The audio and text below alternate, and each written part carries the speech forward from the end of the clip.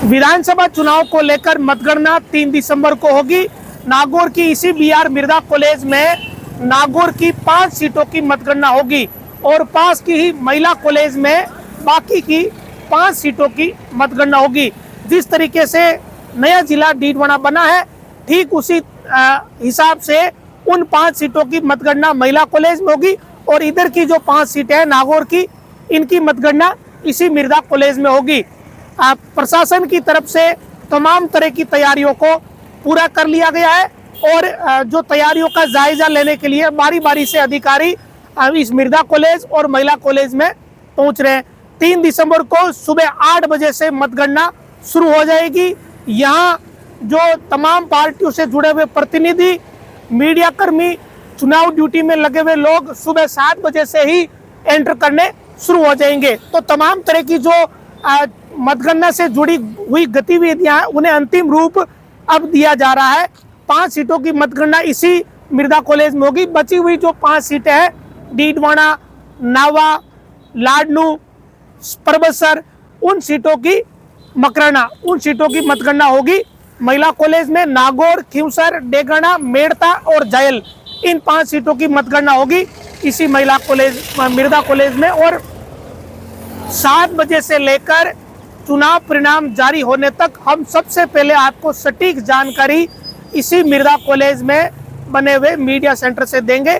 तमाम तरह की जो चुनावी अपडेट है वो आपके साथ रियल टाइम साझा होगी और सबसे पहले और सबसे सटीक तरीके से चुनाव परिणाम से जुड़ी हुई जानकारी साझा करेंगे।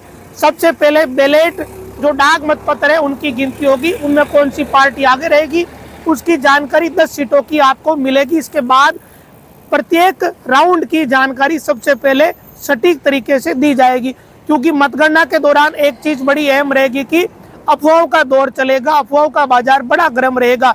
बाहर सोशल मीडिया पर कोई किसे जिताएगा, कोई किसी को जिताएगा, लेकिन यहाँ टेबलों पर जो स्थिति रहेगी, जो राउंड पूरा होगा उसके तत्काल बाद आपके साथ लीड की जानकारी हम साझा करेंगे। हर तरह का अपडेट, हर प्रत्याशी का अपडेट आपके साथ साझा रहेगा। विशेषकर जो बड़ी सीटें हैं, जहां कह सकते हैं कि जिन सीटों को लेकर पूरे प्रदेश में चर्चा है, नागौर की सीट, खींवसर की सीट, ये जो सीट है, इनकी तमाम तरह की अपडेट, कौन से राउंड में कौन सा प्रत्याशी आगे रह रहा है, ये तमाम जानकारियां हम आपके साथ साझा करेंगे और आप हमारे साथ जुड़े रहिए ताकि हर तरह की अपडेट आपको सबसे पहले मिले और सही जानकारी मिले। क्योंकि चुनाव के दौरान, मतगणना के दौरान ये चीज होने वाली है कि तमाम तरह की अफवाहें चलेगी। जो राउंड पूरा ही नहीं होगा उससे पहले ये बता दिया जाएगा कि ये राउंड पूरे हो गए, इसकी जीत हो गई या ये इतने वोटों से आगे है, ये चीजें होगी। लेकिन जो काउंटिंग सेंटर है, यहाँ जिस राउंड की गिनती पूरी हो जाएगी उसके तुरंत बाद जो जानकारी हमारे पास आती है वो हम आपके साथ साझा करेंगे।